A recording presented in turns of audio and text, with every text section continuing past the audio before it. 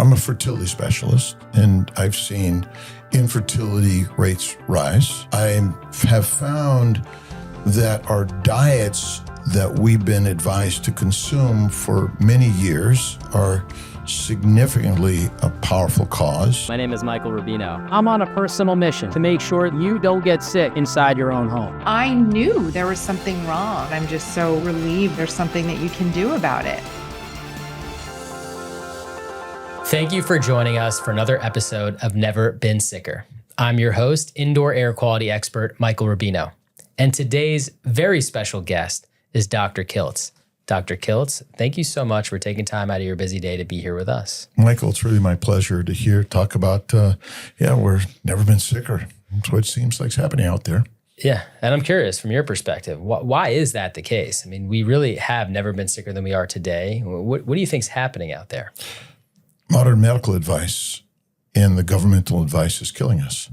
And we're listening to the authorities, and we've forgotten our ancient roots, and that's our biggest problem. You talk about, obviously, the modern medical advice, and obviously there's a lot to unpack there, the authorities and a lot to unpack there. What are some of the core issues that you're seeing that's really led us down this path? Well, I'm a fertility specialist, and I've seen infertility rates rise. And I have found that our diets that we've been advised to consume for many years are significantly a powerful cause. But I also believe that what we breathe, what we drink, and also what we think. And we live a world of worry rather than seeing the power of wonder and the beauty of life every single day, because we're holding on to yesterday and worried about tomorrow. But truly, we are in an amazing universe. And even with the troubles of the world, it's the most beautiful thing ever created. I love that optimism. I share in that optimism as well. I do see that, of course, as things are getting worse in some areas, right? The opportunity and the potential is just so bright. Going back to some of the changes we spoke about, really the food pyramid just changed, right? And I know we're going to talk a lot about food today. I'm very excited because I love food. Previous to this change, and maybe the change isn't perfect, but I just want to know before the change, what were your thoughts on the food pyramid? How did it make you feel? Well, I grew up in Los Angeles, and as a kid, I couldn't read. I had ADHD. I had migraines and bowel problems for many years. My basic elevator speech is I grew up in LA, kicked out of school in a gang, couldn't read, father in jail. And when I look back and try to understand why I had all those problems, I really see that the advice of nutritionists and the government that primarily feeds us a box food. It's either box bags or bottles or cans of highly processed, mostly plant foods, which are very allergenic or antigenic to our bodies and cause all our diseases. And so the food pyramid is essentially an authoritative message of this is what you should eat and this is what's healthy. And a low animal fat diet turns out to be one of the deadliest advices that we've been given, unfortunately. And as a doctor, about 25 years ago, I found the paleo diet and then the keto diet, and then I discovered carnivore. And I personally healed all my bowel problems, migraine problems, depression problems, arthritis, and other diseases. And then I dug deep into trying to understand why are we all sick. And basically, the focus on a plant-based diet, low animal fat, and 3 to 6 meals a day, every day, from the day you're born to the day you die, is the major cause for most of our diseases. Wow.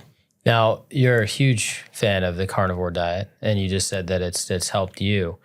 How did you find it in the first place with all this confusion out there? I mean, you know, it is very confusing, by the way. Well, it's very confusing to know what's the right thing to eat. And we haven't truly proven which diet determines you're going to live longer. And why one person gets sick and another person doesn't is the biggest mystery. The new food pyramid is an improvement, by the way, in what was, mostly because it shows up with animal meats and fat and eggs and butter and cream and cheese, and it minimizes the processed grains and cereals. Lots of fresh fruits and vegetables are still there, but the mainstay, it's still a low animal fat diet, which I think is our biggest problem. And looking at our food advice that we've all been given for so long, I personally found the carnivore diet after I found the keto diet, after I found the paleo diet. And this was about 20, 25 years ago when I was sharing with my infertile patients about positivity and mindset and meditation and prayer and yoga in order to help them de-stress, stay in the game. Because the stress of being infertile, and then when it's not working, you just want to give up and you walk away. But I've seen success in staying in the game. And I saw the power of the mindset, reducing epinephrine and cortisol, and people were getting pregnant. But some of my patients were getting pregnant on this thing called the paleo diet. And I'm like, what is that? Now, I'm Italian, and Mediterranean diet was the mainstay, but I grew up in Los Angeles and we ate pretty much everything and anything. No one never suggested that that was a problem causing my problems. And when I dug deep into understanding the paleogenic diet, and basically Paleolithic human beings hunted and gathered some fruits and ripe vegetables and things like that, but we focused on fatty animal meats, and it reduced inflammation. Well, as I was digging deep in this, because if a patient's getting pregnant on something that I don't know about, my job as a doctor is to know what's going on and how to help other people find the same success by simply changing your diet. And as I dug deeper into that, I began to look more at the understanding of the inflammation going on in our bodies that is primarily plant-based. And the reason that is because plants are primarily sugars, and sugars we know are not good for us in any significant amounts. But plants are live organisms that don't want to die. And they've actually evolved millions of years longer than you and I. And their DNA is much more complicated. And they can't run and hide, but they can make defense mechanisms and chemicals and lectins, oxalates, phytates, which are antigenic substances, allergenic substances. But they also make heroin, cocaine, marijuana, nicotine, caffeine. And believe it or not, the birth control pill was developed from yams. And so some reason we were given advice to eat these plants when in fact they might be harmful for us. Additionally, the plant sugars ferment in the gut. So if you're eating 3 to 6 meals a day, you're filling your GI tract with lots of plant sugars, fiber, starches, which basically feed the microbes, which make alcohol, aldehydes, heat, gas, and methane. Everyone's bloated. And if you look at some of the scientists out there, like Dr. Salisbury steak guy, graduated Albany Medicine in 1850, went on to the Civil War. His men were dying of diarrhea and pneumonia. He switched them to a meat-based diet and they healed. And so these things were beginning to make sense to me. And so as I shared the concept of a fatty meat diet, keto and paleo have plants in them, and carnivore could also, but carnivore diet, like Jordan Peterson, Michaela Peterson, and Tammy Peterson, where it's primarily fatty meat, salt, and water, which are called the Lion's diet, is the most radical and narrowest diet, and seem to remove most of the plant chemicals, the plant antigens, and the plant sugars, which tend to cause a lot of allergies. Now, when we think of an allergy, we think of something on the outside: redness, swelling, heat, pain, dysfunction. What if all the diseases like cancers and infertility, depression, were allergic reactions inside your body that you can't see on the outside? So we think, oh, gee, it's a mystery. We don't know why we're getting sick. But in fact, we're just allergic to the plants. They call it poison ivy disease. But modern medicine doesn't see this and doesn't share this because your diet doesn't matter. And I have my insights into that, where essentially nutritional science, and most science, is something called scientism, meaning that it's a story manufactured by the controllers of the message and the pharmaceuticals and the money that basically want to keep the domesticated sheep domesticated. And so if you feed a wolf and a lion plants, they become domesticated dogs and cats. We love to eat them. They taste good because in our ancient environment, sweet fruit and plants were available in the late summer and autumn, and it was the signal to eat a lot of it to get fat. So you could survive hibernation, migration, gestation.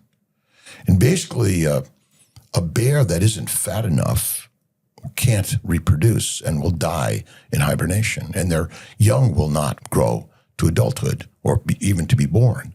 So these ideas are kind of radical. I kind of didn't believe any of them, and people think I'm a little crazy, but my basic answer is plants are poisonous. Nobody's allergic to ribeye steak, but in the modern system, we've been told that red meat is a class 1 carcinogen, and then you're going to die or you're going to get heart disease, when in fact, no one's ever done the studies on this. And when I use the word scientism, basically, in order to get a paper published, you need to get it accepted by the people who determine whether or not the science is acceptable. John D. Rockefeller controlled the message over 100 years ago when they created the Flexner Report. They controlled medical schools and eliminated many of the minority and women medical schools, and they determined that basically if you were going to run a scientific project, it had to come through us.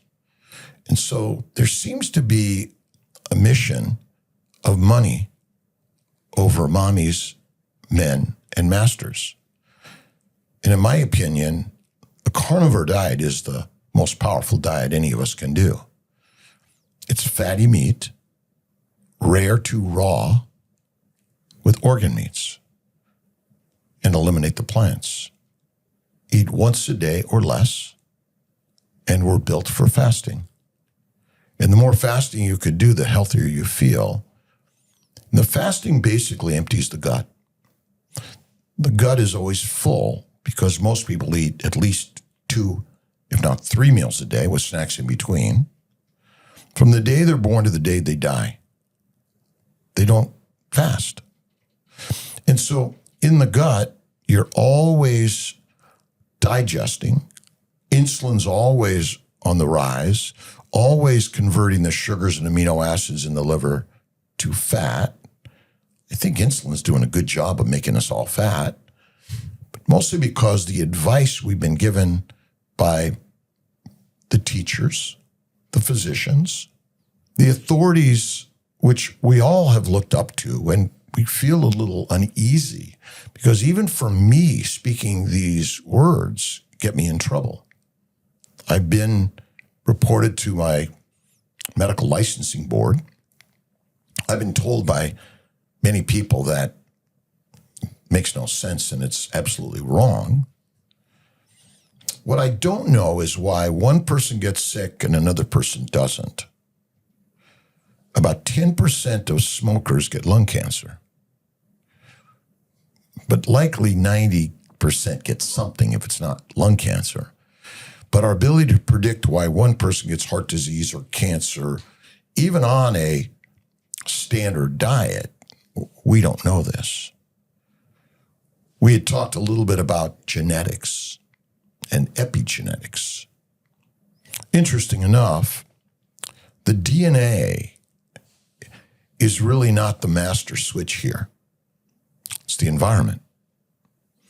The DNA directs the RNA to make proteins. Proteins are being made in every cell of your body at the speed of light. Here we are talking, moving, listening. So there's so much going on deep within our body that you and I have no idea what's really happening, but we have a great story. Scientism. It's a great story. The proteins that are made must be modified or they're not functional. There's something called post-translational modification. Sugars are added to the protein, something called glycosylation. So a sugar is added to protein, it gives it its proper shape, charge, pH, methylation and hydroxylation and other additions onto the protein give it proper function. We've heard of methylation before, very important, Right. post-translational modification, but glycosylation, most people never heard of it. And there's a sugar layer called the glycocalyx on every cell of our body. Every organism has a sugar layer that is the barcode. It's the transmitter and the receiver of every cell of your body. Every molecule, your immune system, your white blood system, your red blood system, all has a glycocalyx. So think of the sugars and photons from the sun touch a chloroplast. The initial chloroplasts were cyanobacteria. Carbon dioxide in the air and the photon and water make sugar, glucose. Glucose is the most important molecule ever created. It then goes on within the organisms that is doing photosynthesis to make plants, and ultimately all organisms develop from that photosynthetic process. The sugars, and there are 9 sugars in the human body, determine the function of every cell of your body. The plants in the environment, they determine the local environment. If there's no plants, it's a desert, just no life. When the plants showed up, whether they're a forest or grasslands or chaparral, it's going to determine the environment, the organisms that live there, and it may even determine the moisture that's retained in the environment or the temperature capabilities of the environment. Most people have never heard of the glycobiome or the glycocalyx, but it is more important because everyone thinks that sugar is the energy of the cell. Glucose is a glycosylating agent. But the way humans consume it, it becomes syrup in our cells. It becomes very sticky. It causes something called glycation. Glycation is the rusting.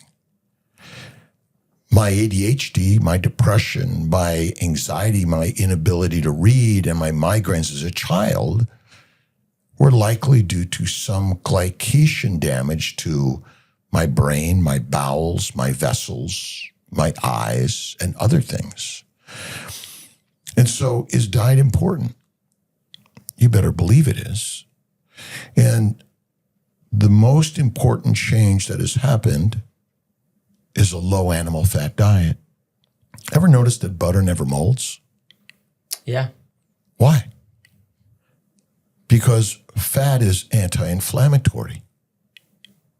So when you eat fat, it reduces the microbiome in your gut. So is a low microbiome or a high microbiome better for you? Is a diverse microbiome or maybe no microbiome?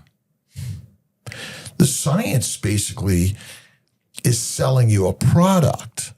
And so those that manufacture the product do the research and make claims possibly based on bias. This isn't just in the probiotic world. It's in the food industry, the pharmaceutical industry, every industry there is. Human beings want to please something out there. In science, should we trust it and believe it? I'm a scientist. I thought so. That's why I went into medicine, to help people heal. My sister Marianne died at 52 of heart failure. Wow. She had diabetes since age 4. Amazing woman. She was on insulin for years. My mother and father spent countless hours in anxiety and depression and all sorts of emotional problems over caring for her. She went blind, lost her kidneys, and nearly died many times. My job is to hopefully reduce the risk of disease. I won't eliminate it. That's not what we're here to do, because we're all going to die, and when and how we die, that's the mystery. But I do believe that our low animal fat diets are the culprit, because if you simply added more fat, even if you ate plants, you'd reduce the microbes in the gut. You reduce the gut inflammation. And most of our diseases all stem from gut inflammation. The microbes in the gut make alcohol. Is alcohol good for us? It's not. Even small amounts may not be good for us. But the real culprit may be auto brewery syndrome, which is you're making gut alcohol through fermentation within the GI tract, likely from the day you're born to the day you die. But we in modern medicine never see that, never talk about it. The microbes go out the rectum anus and in women into the vagina. Vaginitis, cervical cancers, cervicitis, endometritis, endometriosis, which are basically inflammatory conditions of the reproductive system, polycystic ovarian syndrome, premature ovarian damage, low ovarian reserve, increased infertility, early menopause. And what do we do to treat young women? Put them on a birth control pill. We mask the actual problem by covering up the symptoms. And you have a false sense of you're healthy and well, because we look towards the authorities and the government. And this is where we started. Do we trust the government to tell us what's right to eat? Or do we go back to our ancient nature and realize that we were ancient hunters? We honored the animals that we ate. We consumed them appropriately. When we went to a plant primarily based diet and we were in large cities, dictators controlled the message because they knew how to domesticate the human lion. So interesting. There's more there. Yeah. I could tell. You know, when I think about everything you just said, it is a bit awakening to really think about everything going back to ancient times to where we are today. It's like, it seems like history tends to repeat itself, usually in bad ways. And hopefully we can get some of the good history to repeat itself. I'm curious from your perspective, when you look at, you know, kind of the foundation for health. We talked a lot about food just now. How does air and water play into this? What we breathe, what we drink, and what we eat are critical to our lives. Our air in our world is polluted. And human beings, first with fire, we burned the forests. You know, obviously nature spews up many things into the air. There are microbes. There are plant antigens, pollen. There's dust and dirt. There's even small particles of sand, which all have adverse effects on our body. So can't be naive that you can be pure air, clear, clean, because likely we evolved with all of this.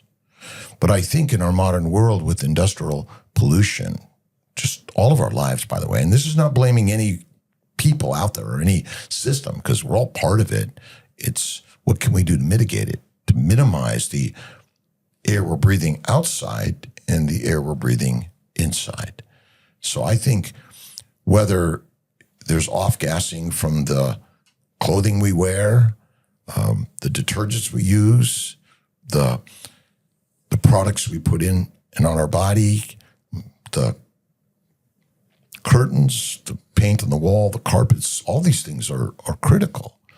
And this is your expertise a little bit more than mine in knowing what is coming out. But I think, I discuss this often, is a good air purification, carbon filter system is very good and may help many people reduce a lot of their inflammatory conditions. Interesting for myself, when I went carnivore, my upper respiratory inflammation infections went away. My bowel inflammation. Our body is very good mostly at preventing these things to go into our bloodstream, or gets hopefully caught up in our upper respiratory system, our nose, our hairs. But there are many products and gases today that our body has never seen.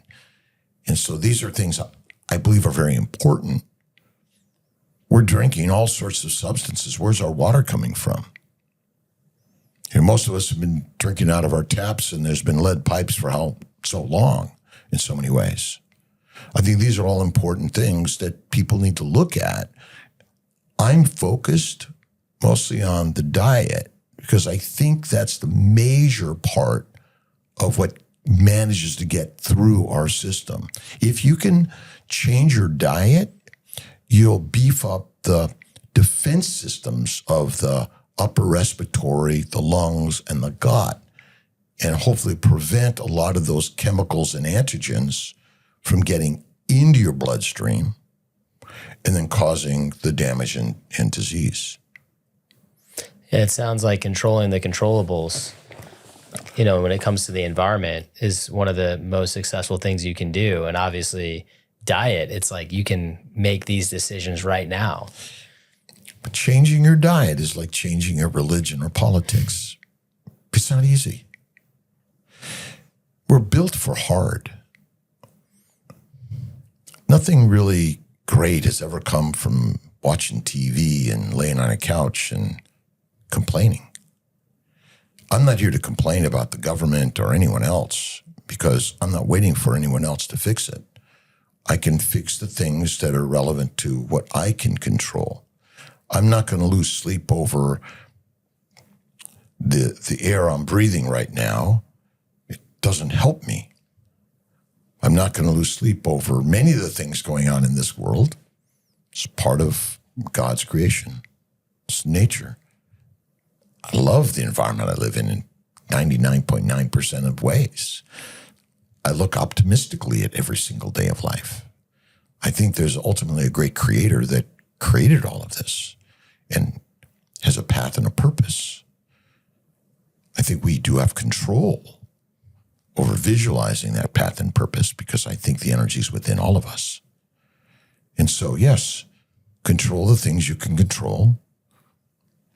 And if you focus on the things you can fix, because ultimately my mission is let's teach all of us to fix the problems. But to complain doesn't get you anything. Criticize doesn't get you anything. You need to be there as construction, building, helping all sides in this. Be a peacemaker, not a warmonger. And for me, I follow the wisdom of Jesus Christ as a human philosopher, but Buddha, Lao Tse, Abraham, Moses, and all of our ancient brothers and sisters are part of what we are today. And let's dig deep into all of that and and listen and learn together and tell stories. And that's why I love social media today, because the beauty is you don't have to ask for permission. Just go and do it. Yeah. And that's what we're really here to do now. And that's what COVID, something happened a few years ago, and I found myself with a closed down medical practice. I'm like, okay, what am I going to do now? Interesting enough, about 20 years ago, when I started integrating acupuncture, massage, meditation, and prayer in my practice, I was doing it for me. Because as I learned about this, it was because I needed it. I went through divorce. I have one child. She didn't want to talk to me. She basically said, get the hell out of here. And I was distraught, depressed, even though I was the instigator of the troubles. But I found meditation, prayer, and ancient human wisdom. And I wrote a book called Daily Inspirations, Daily Intentions, and I did a daily blog, and I put it out on the internet, and sort of the development of sharing the stories. It's so important. And interesting enough, the biblical stories that human beings have shared for infinite years on our hunts, around the campfire, the stories have more power than any scientific journal does.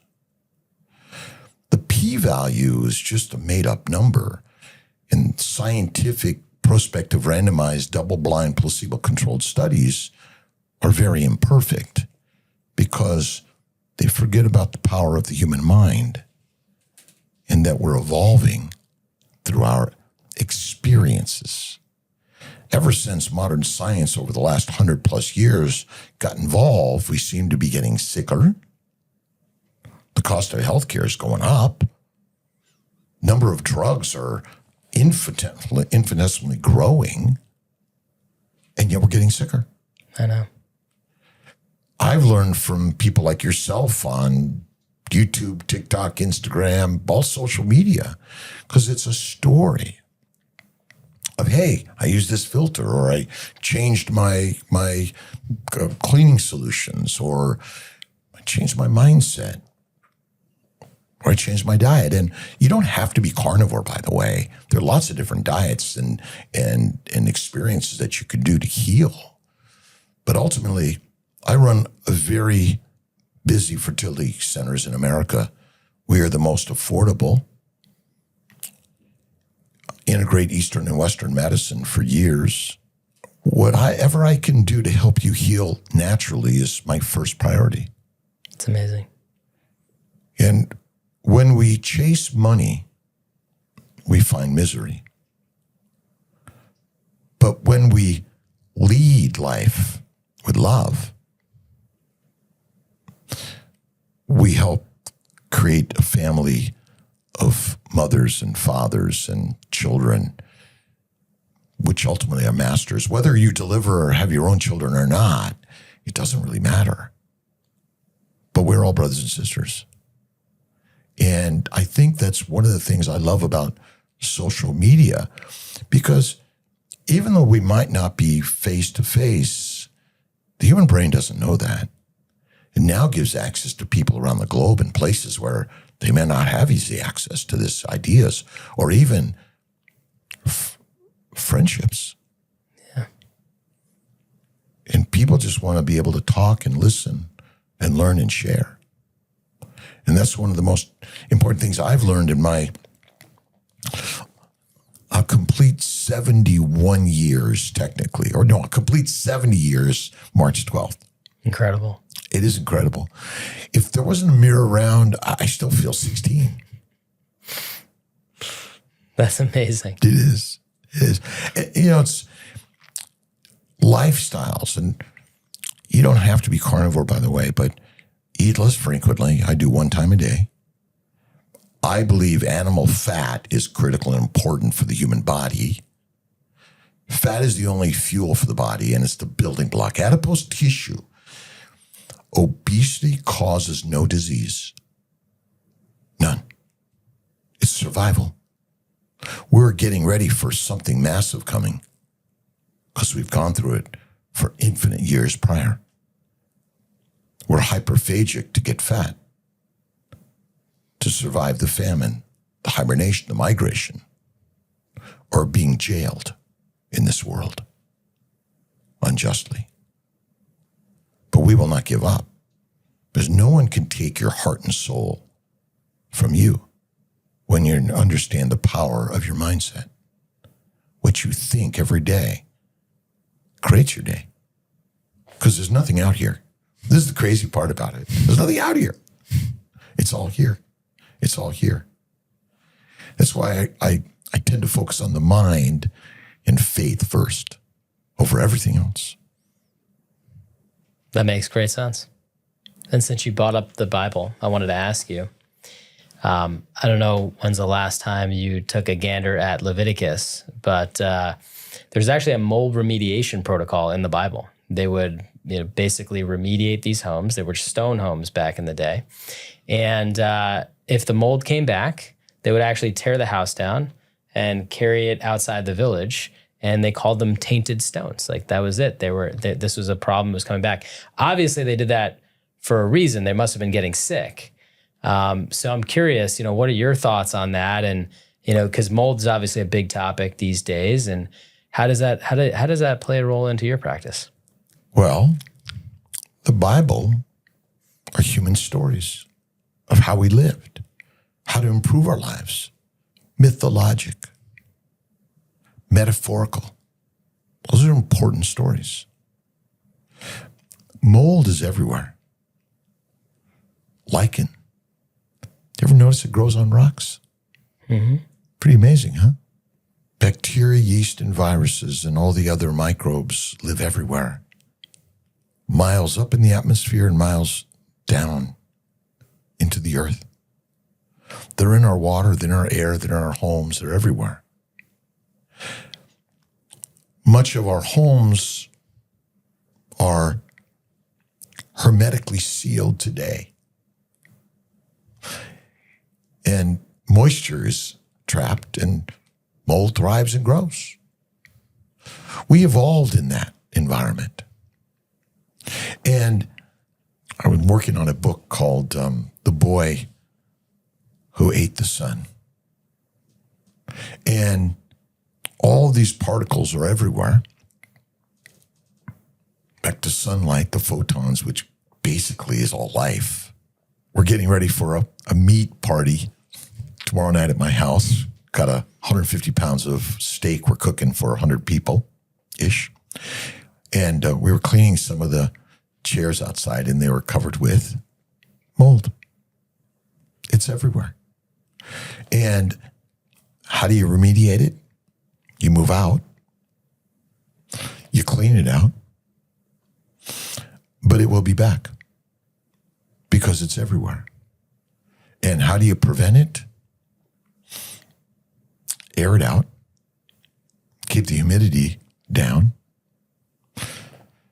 But every time you sterilize your home, the microbes come right back because you can't completely sterilize them. They're actually part of our DNA, if you think about it. There's this dance of all life forms. And our amazing DNA is built on all the microbial DNA also. And the DNA is made of sugar, by the way.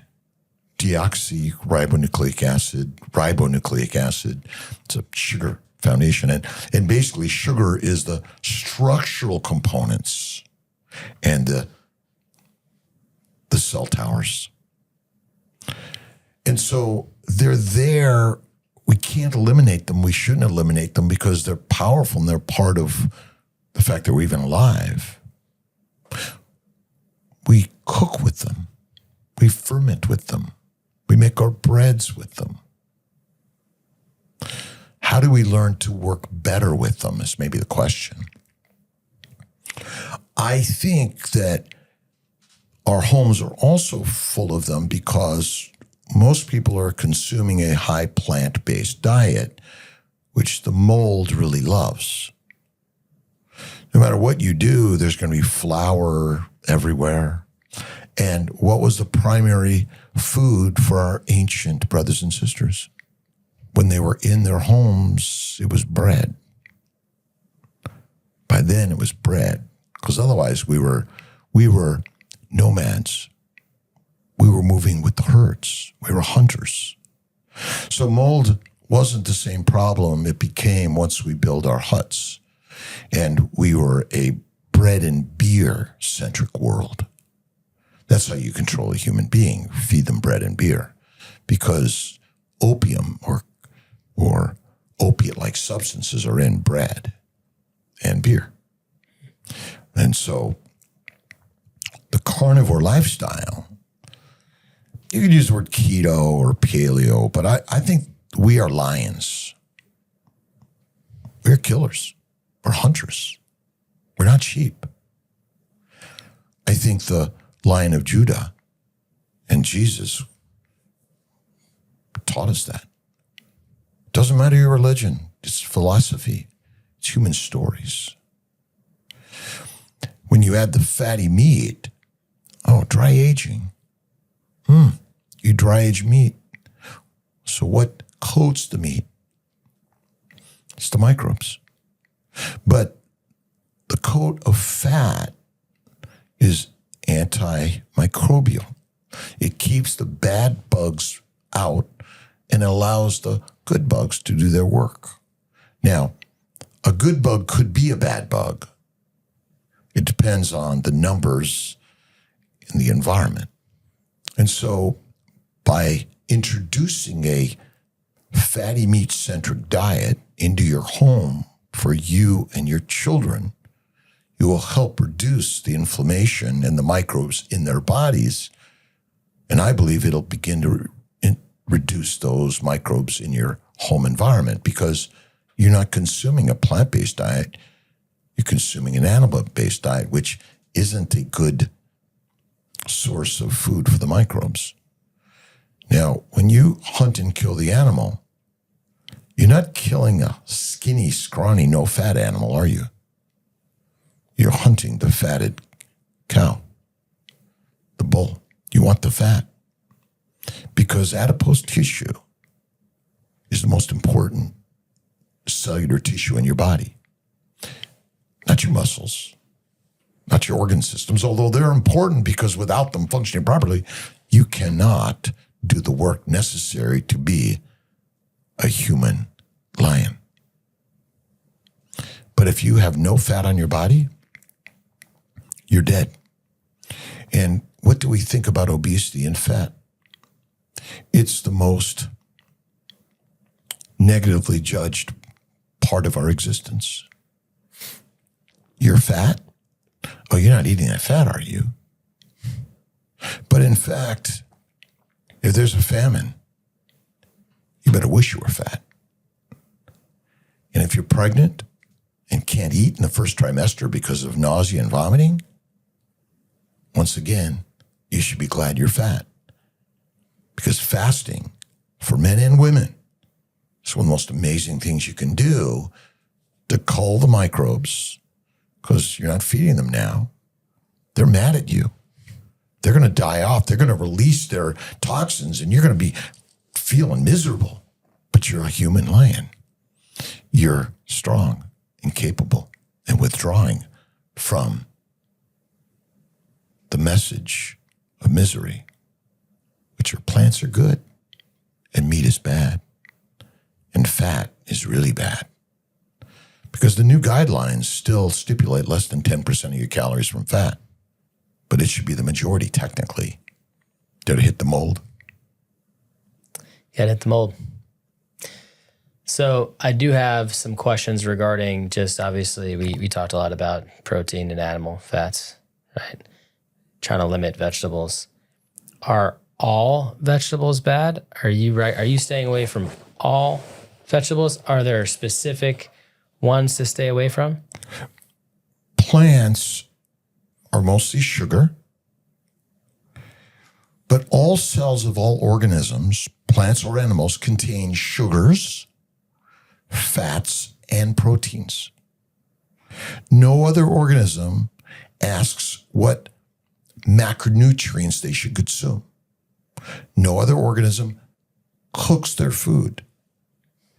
And no other organism has a cookbook. Fatty meat, rare to raw, will provide the amino acids, proteins, the simple sugar glycans, and the amino acid protein profile that is healthy, natural, and normal for a human being. We don't know what proteins you require in a day or sugars you need in a day or fats you need in a day. It's going to be determined somewhat by your activity. A bear will hibernate for 6 months and gestate up to 4 cubs and lose no muscle mass and no bone mass. They lose only adipose tissue because the adipose tissue contains every mineral, vitamin, amino acid, simple sugar, and fatty acid that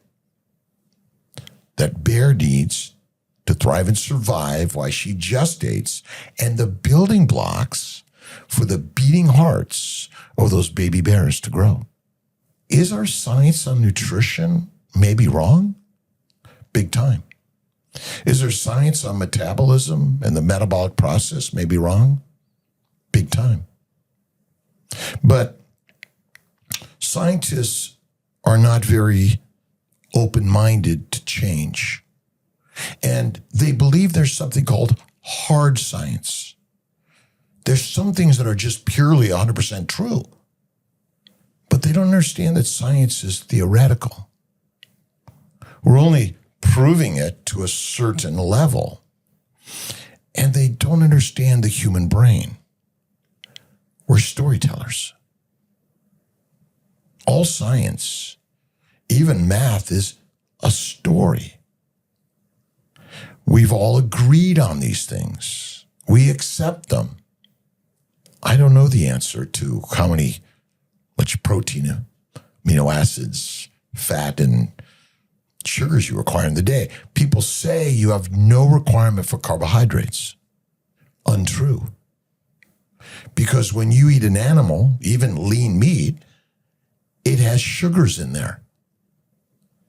So you can never say you have no requirement because it's in everything you eat. Occam's razor. The simple answer is the one. Just look at our ancient stories. The biblical stories. They're the real foundation. But you go back well beyond that.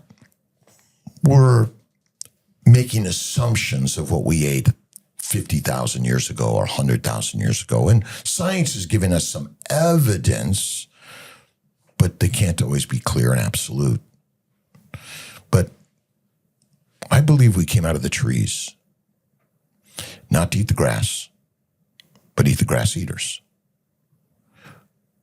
We work in tandem together as human beings in small clans like wolves and lions and hunters.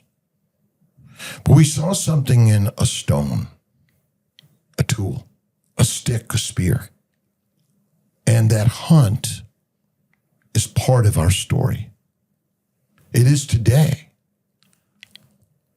I know many of people who go hunting as part of their ancient story. Grass and grains will fry your brains. The problem is, we don't know why my friend Jim Slotnick got glioblastoma in his third year of medical school and died. Or my sister Marianne got type 1 diabetes at age 4. We don't know all the stories of why one or another. But there's something that we see in the story of the lions and the wolves. We honor the kings and queens of the world. And likely we honored them in our very ancient stories because they were the leaders of the clan. But today they're dictators over the masses that are miserable and suffering. Bankruptcy from medical debt is the largest cause of bankruptcy and happening to more and more people. I had a young lady today. She doesn't have health insurance. She can't afford even the governmental stuff. She just had a miscarriage and she needs a procedure. The most important thing for all of us is reproduction. And we're failing. And I'm hopeful. No. I visualize it, that the lions are awakening again. And we are here not to accept the governmental stories or the scientific stories that basically are getting us sicker, not healthier. Oh, they have another device or another chemical or another prescription on the way. We just need to get back to who and what we are in our ancient nature as gods. The gods are within all of us. We have the power in our mindset and the message that we're sharing. And whether you're working to clear your internal environment through air filtration, you got to first work on the mindset and what you put in this body purposely and how you act and move in your life. Well said. That's my story. I'm sticking with it. I like it. So one of the things that I wanted to kind of go through with you is I'm hoping I can maybe change your mind a little bit on one thing. Please. And that's just the aspect of indoor air quality. And the reason being because we spend about 90% of our time indoors, breathing typically air that's at least 5 times more toxic inside than it would be outside. You mentioned earlier that we have our homes are now hermetically sealed. Yeah. Very different than the way the homes were built years ago, as you alluded to. And I wanted to just ask you to think about all of the toxins that we're exposing ourselves to through the power of breathing, and how that might make it even more challenging to be healthy and optimal, especially considering all the challenges we have with our food and nutrition. Well, you said, I hope I can change your mind about indoor air quality. But in fact, you don't need to change my mind. You need to help educate my mind. Yeah. I understand it not quite as powerfully as I feel about food. I think the internal air environment is critical. You're the master at the knowledge and the sequences and the systems to help us with that. Yeah. I think that's very important. I grew up in Los Angeles. I would look out and it would be just brown haze. I live on a lake in upstate New York and I live on the bay in Sarasota. Open all the windows. It's a beautiful breeze and clean air. And in upstate New York, I feel the same. I think it is important to dig deeper into that and understand it because, oh, by the way, I do have air filtration systems in my home. Amazing. But I'm not as knowledgeable or as dedicated to that purpose. And that's why it's critical to have people like yourself helping us know more about it and sharing the story. We find a purpose. Yeah. And then we plow forward. Sometimes we might kind of knock something over like a mailbox. That happens at my house in upstate New York. But you're right. I don't, it's not that you don't need to change my mind. You just need to help educate me more and our viewers out there to understand the power of what we're breathing, drinking, eating, and thinking. Absolutely. I couldn't agree more. So partly, if I may, is we need to have a conversation for my podcast. I would love that. Because this is not an area we talk about very much. And it's crazy because we take 20,000 breaths per day. Every day, you fill up enough air to fill up a normal size swimming pool in your lungs. And you don't even know it. And you don't even know it. You don't sense your heart is beating or your lungs are moving and breathing. You're actually breathing in what the plants breathed out. And we're breathing out what the plants breathe in. That's a pretty amazing story. It is. And the building blocks are sugar. Except don't eat it. Which is actually not a true statement by me, by the way. I eat sugar. I just mostly eat fat, and I minimize the added sugar. I'm not against it. And I'm not against eating plants, by the way. Narrow the plants, cook them well, add more fat. Eat 1 time a day. That's the best way, if that makes any sense. Makes good sense. But let's see, you're 20-something. 30-something, but thank you for that compliment. And 20-something. 30-something. Mm-hmm. Yeah, it's all an amazing story. And do you have any particular methods that you like to utilize in order to clean the air? Yeah, I think one of the most important things is protecting the HVAC system. And mainly it's because it has evaporative coils that constantly condensate. It's a very great, dark, damp spot for microbes to grow. And just the way in which we built our homes today, as you've alluded to, they're hermetically sealed toxic boxes. And so all the particles that we regurgitate as human beings, plus what grows in our HVAC system and our walls, basically it just compounds, right? So we are breathing in a higher concentration of particles than ever before with every breath that we take because of the way our homes are built, maintained, et cetera. And of course, the introduction of the modern HVAC system. So I think we have traded fresh air for convenience. And unfortunately, I think that also plays a role into it that I bet follows along the trend line with how poorly we've been eating. No doubt about it. And interesting, I recently had to replace a refrigerator in my home in upstate New York. And it's been there for 20 years. And when we pulled it out, it was just black mold. Oh, wow. Now, I didn't stay in this particular part of the house very much, so it turned out to be not as bad, but it's a factor for sure. And I used to have a tremendous amount of upper respiratory problems. Got better on carnivore significantly. Not always, but look back at many of the infectious diseases. Sure. Legionnaire's disease, basically it was infected HVAC system, right. And it's moving the air. And that's an important part here because air is not sterile. Air is not just correct oxygen and carbon dioxide. It's full of a multitude of molecules.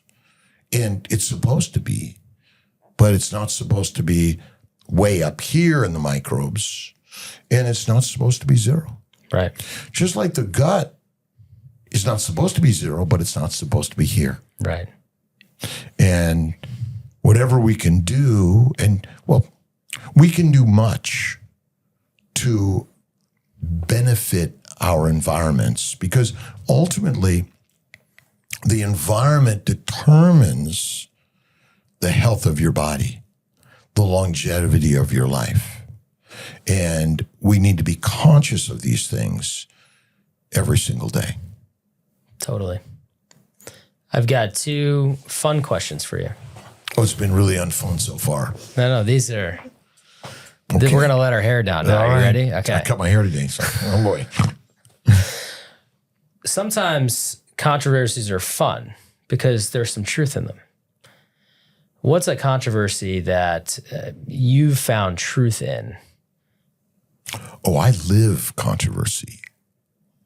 I get myself in trouble at a lot of my talks because I ask each and every person to look to the right and look to the left and say hello to God. I think that's one of our biggest controversies because most of us have been taught God is there. But God is within all of us. And we are the hands of God. We're the minds of God. We're the creators of God. A friend of mine told me yesterday, every time you start talking like this, people leave. Not many. Eventually, one of my friends who thought I was crazy and left each time said, Kiltz, I get it now. I think that's one of our biggest controversies. We're trying to please God out there and forgetting God is within us, and we have the power to be the creator of what we believe God really wants. And I believe God wants us to emulate love and kindness and generosity. I agree with that as well. The next one is, what is the biggest lie that you discovered in medicine? The biggest lie is that glucose is energy. It isn't. It's fat. But nobody cares about fat. Actually, they care to get rid of fat. And our sugar-centric world has given glucose the power to be your first source of energy for your mitochondria. But it's always fat.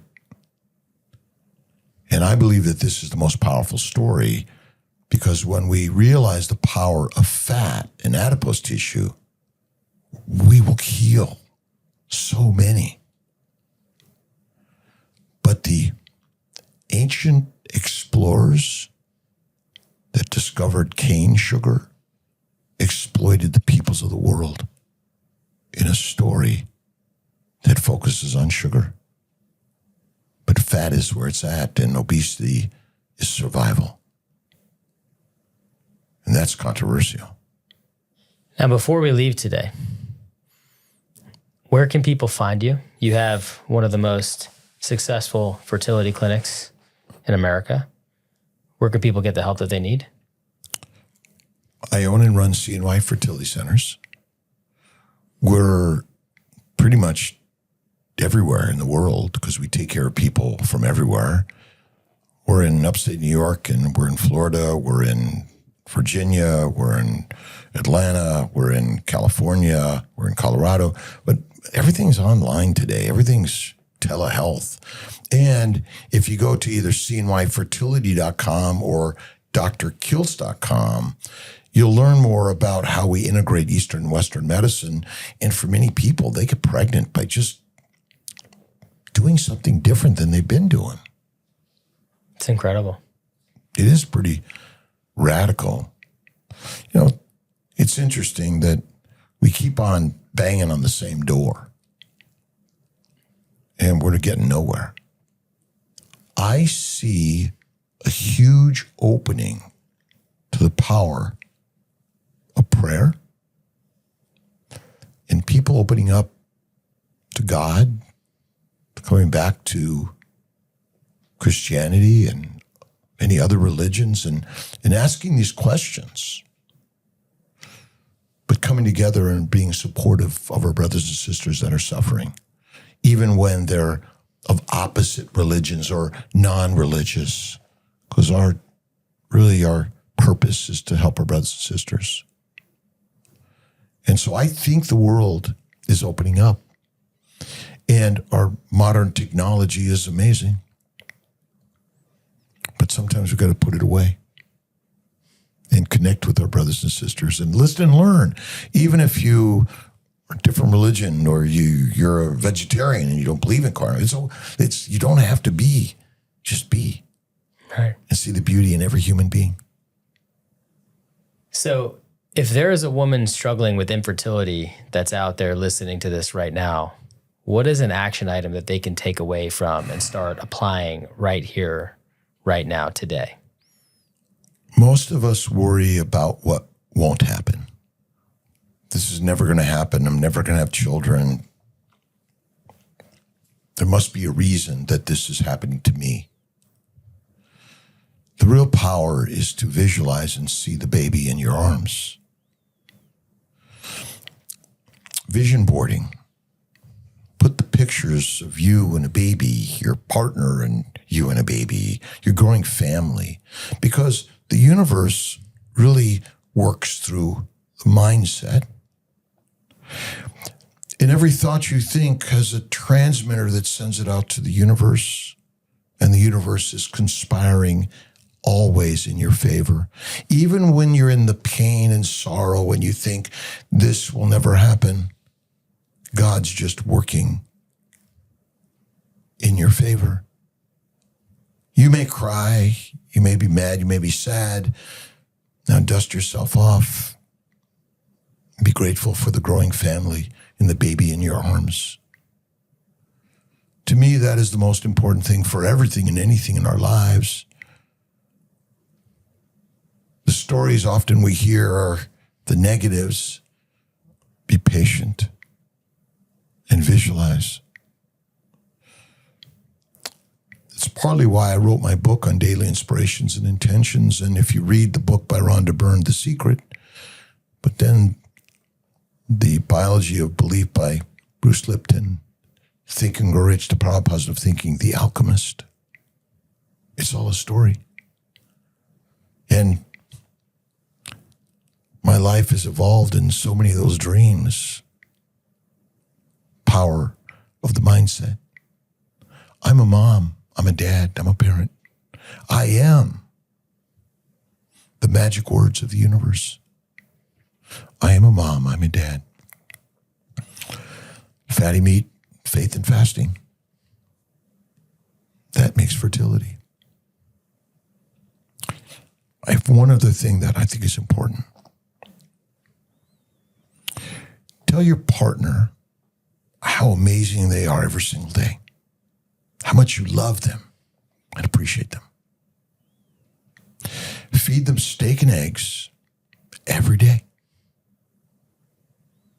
and make love to them every day, because that's why we're here, to make love to life, to build a life. When we focus on the negative and the bad and the argument, which I think, unfortunately, is caused by the highly inflammatory diets and the environments that we live in, but you take control of the bull right now and see the magic and the power that God gave you in creating anything and everything.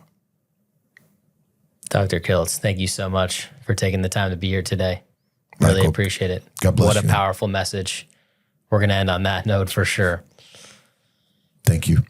And thank you for watching another episode of Never Been Sicker. I'm your host, indoor air quality expert Michael Rubino. Until next time.